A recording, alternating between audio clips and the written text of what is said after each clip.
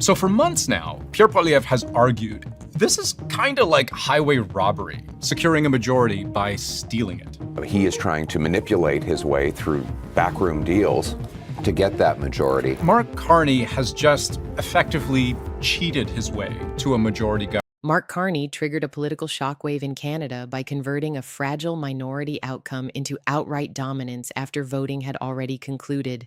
This isn't a story about a typical election result. It's about power being quietly restructured behind the scenes. Canadians are upset because the final outcome doesn't reflect what they actually voted for. The Liberal government didn't win a majority. They bought one after the election through backroom deals with politicians who don't even know what the word integrity means. Carney began with 169 seats, a number everyone was aware of. He needed 172 to secure a majority, and that shortfall was significant. It meant he was expected to negotiate, make concessions, and collaborate with opposition parties. That's the intended function of the system. But Carney bypassed that process entirely. His government began recruiting MPs from rival parties, flipping them after the election had ended. Roughly 5 made the switch, nudging him into majority territory. Not during the campaign, but after it was over. We've ever seen a majority government that's come together in quite this way. We've never seen anything like this in Canadian parliamentary history. Not to this extent. And this is where things become absurd, because voters in those ridings didn't cast their ballots for Liberals. In many of those cases, they voted Conservative. Then, without any new election, their representation flipped overnight. Same politician, completely different political allegiance. And Carney stood there acting as though this was entirely routine, as if people were supposed to applaud while their votes were quietly being rewritten behind closed doors. How does that possibly make sense? Saying to Canadians, your vote does not count, that he will overpower the decision that you made through dirty backroom deals that give him unrestrained power to raise your taxes. Now, technically, yes, this is permitted. That's the justification everyone shelters behind. In Canada, you vote for a person, not a party. That's the line. That's the legal cover. But let's be honest. People don't walk into a polling booth carefully weighing the personal background of an MP they barely recognize. People vote for parties, for leaders, for a direction. They vote for or against figures like Mark Carney. So when MPs switch allegiances after the fact, what people feel is straightforward betrayal. Matt Genereux has joined the Liberal Party. Nunavut MP Lori Idlout has decided to cross the floor. Prime Minister Mark Carney has confirmed that longtime Conservative MP Marilyn Gladu has joined his. Even analysts are conceding the point. They acknowledge it's not technically cheating, but it certainly feels that way. And that's the problem Carney has created. It's not illegal, but I'd argue it's something worse, something that erodes trust while remaining within the rules. Because now you have a system where results can be reshaped even after the public has already had its say. And Carney benefited directly from it. He didn't merely accept it, he depended on it to seize power. Floor crossing because it has propelled the Liberals to this majority position. Without these 5 floor crossers, the Liberals would not be at the 174 that they're at now. And there was also a lot of discussion and chit chat about whether there were more MPs. We were hearing that there were, at least 5 or 6 people that the Liberals were chatting with to try to get some MPs to cross. And this isn't some routine political maneuver. Experts who study Canadian politics are openly stating they've never witnessed a majority formed in this manner. Not at this scale, not with this degree of impact. That should say it all. This was not business as usual. It was a workaround, a highly convenient one that delivered Mark Carney precisely what he needed without ever returning to the voters. Ask you this, if you vote for someone and they can just switch sides after the vote, what exactly did your vote accomplish again? Because Mark Carney did not win this majority. He won a minority, and then the rest was put together behind the scenes. Once he secured that majority, everything shifted. Carney no longer needs to negotiate. He no longer needs to persuade anyone. He no longer requires opposition support to pass legislation, immigration policy, tax reform, speech regulations, trade agreements. All of it can advance more rapidly because he holds the numbers. That is the true consequence here. It's not just how he obtained power, it's what that power now lets him do without any resistance. You try to figure out, well, how is it we can get to a majority government so that we can advance our agenda? And so it began. I just got a text from Chris d'Entremont, who tells me that he is joining the government caucus. Michael Maw, Conservative Member of Parliament, now Liberal. Consider that shift for a moment. Before, he was accountable to other parties. Now, he answers only to himself. That's what this maneuver bought him: complete control over the legislative process. And it came from a situation where voters never directly granted him that level of authority. That's why people are reacting. Because the gap between what voters decided and what Carney ultimately ended up with is simply too wide to overlook. Win it. They built it. And that right there is where people need to start asking real questions. Are we still living in a democracy, or are we just participating in a pretend? While all this political maneuvering was unfolding, something else was happening simultaneously. People were leaving, not gradually, not casually. Skilled workers, young professionals, people who looked at Canada and decided their future lay elsewhere. The United States became the natural destination.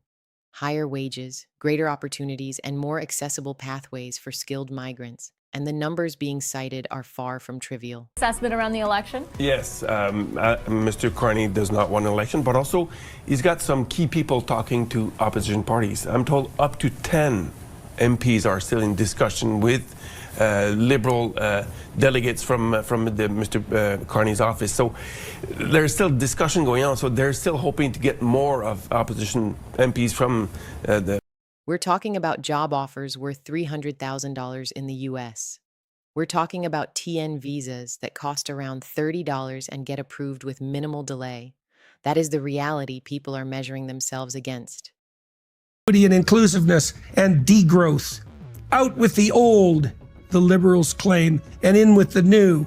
But the new will be everything Trudeau so terribly was, but a lot more efficiently, and with much more sophisticated rationalization. And when you look at Canada under Mark Carney and ask yourself why this is happening, why people trained and educated in Canada are choosing to leave the moment an opportunity arises, that is the real issue at hand. The floor crossers didn't do so out of some deep political principle. They did so because they wanted a shortcut into government. And watching Matt Genevieve go on this junket with the Prime Minister, those are things that the sitting party in government can offer a potential floor crosser to. Here's where Carney's response becomes almost unbelievable. Rather than addressing the reasons people are choosing to leave, there are discussions about penalizing them for it. Up to $500,000. That figure is being floated based on how much the government invested in their education. So the logic goes like this. If you succeed and find a better opportunity abroad, you owe the system for attempting to leave it. That is not a policy designed to solve a problem. That is policy born out of desperation. Pressures on the U.S. are only going to increase over time. Basically, you guys are in political trouble. The longer they wait, the better a deal you're going to have to do.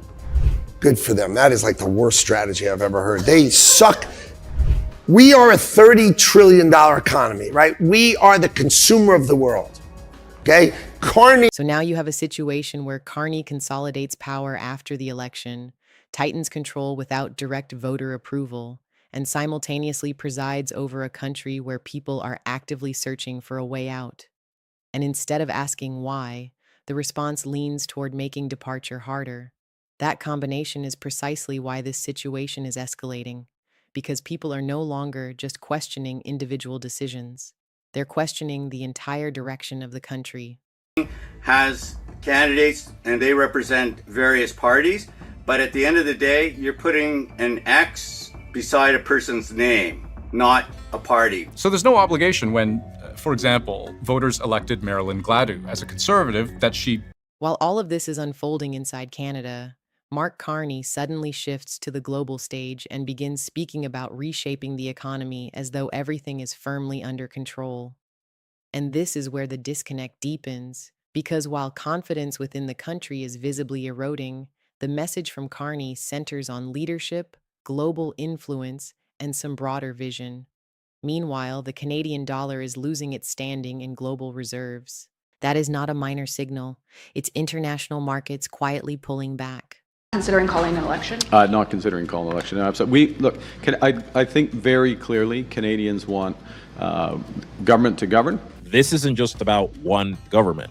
This is about a system where you can vote one way and end up with something completely different a month later, which makes absolutely no sense in a democracy, where your elected representative can become a completely different person the second it becomes convenient. When global players begin reducing their exposure to your currency, it signals that trust is slipping, that investors are less willing to hold your assets over the long term.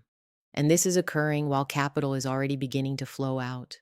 People are leaving, money is leaving, and Mark Carney's response is to talk about shaping a new world order. That contrast is impossible to ignore, because the average Canadian isn't thinking about global leadership. They're looking at rising costs, shrinking opportunities, and a system that feels increasingly unstable. The nation that is helping to define and shape a new world order. And rather than addressing things closer to home, Carney leans further into that global positioning, talks with China, strategic partnerships, expansive frameworks. It sounds impressive in theory, but it raises a straightforward question. Why is the focus on international influence when domestic confidence is clearly declining? Why does it feel as though external appearances are being prioritized while internal problems continue to pile up? That gap between what is being said and what people are living through is precisely what drives frustration. Gets on a plane and he goes to China. Does he think the Chinese economy is going to buy his? Then comes the boldest move of all, the $1 trillion investment plan. On the surface, it sounds enormous. Attract up to $1 trillion over 5 years, build infrastructure, expand energy, invest in AI, develop critical minerals. All of it sounds like a reset for the economy. But when you examine it closely, this isn't just a plan, it's a gamble. And it arrives immediately after Mark Carney secured his majority hold on power. The concept of taking an auto plant out of Ohio and Michigan and putting it in Mexico to break the union and to break our people is nuts. It was a bad industrial policy. It harmed America. President Trump is going to fix it. He's bringing it back. You're going to see it. Timing matters here. Carney locks in control, neutralizes political opposition, and then promptly announces one of the most ambitious economic targets Canada has ever set. $1 trillion is not an ordinary figure. It demands global confidence, stable policy, solid trade relationships, and a predictable environment. Right now, Canada is facing precisely the opposite pressures. Trade tensions with the U.S. remain active. Tariffs are still a looming risk. That uncertainty alone is enough to drive away the very investors Carney is hoping to attract. First thing I learned when I went into government is the sucking sound of how many people try to suck off of the U.S. government. I mean, it's so demoralizing to watch that stuff. Look, we are here for outcomes and winners. If you give money to a The plan hinges on drawing in over 100 major global investors and CEOs through a summit in Toronto.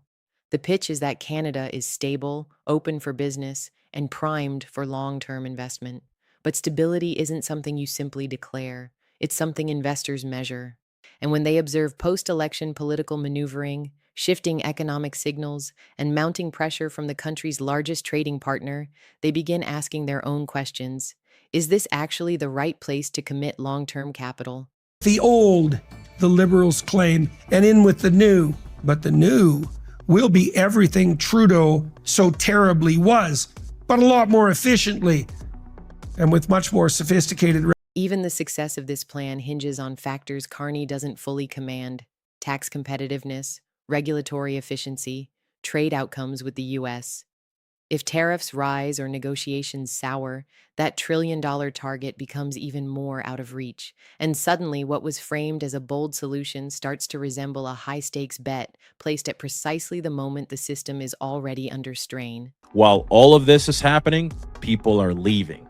Young Canadians, skilled workers, people who see better opportunities somewhere else. They're going to the United States. They're looking for a future where they don't live here anymore. And instead of asking why that's happening, instead of fixing what's driving people out of Canada, listen to what's being. Step back now and take in the full picture. Mark Carney builds power after the election rather than winning it cleanly. He consolidates control in a way that eliminates the need for opposition. Meanwhile, people begin leaving the country in search of better prospects. Confidence weakens, capital migrates, and the response isn't a measured correction. It's a sweeping, global-scale economic gamble that depends on a level of trust that is already eroding. This isn't stability, it's escalation, and it all circles back to Mark Carney. He constructed his power after the votes were cast, tightened his grip without earning it directly, and is now asking people to trust a system that visibly shifted once the ballots were already counted. People aren't reacting without reason. They're responding to a pattern. When leadership begins to look more like strategy than genuine representation, frustration isn't surprising. What's unfolding right now is the consequence of those choices converging all at once.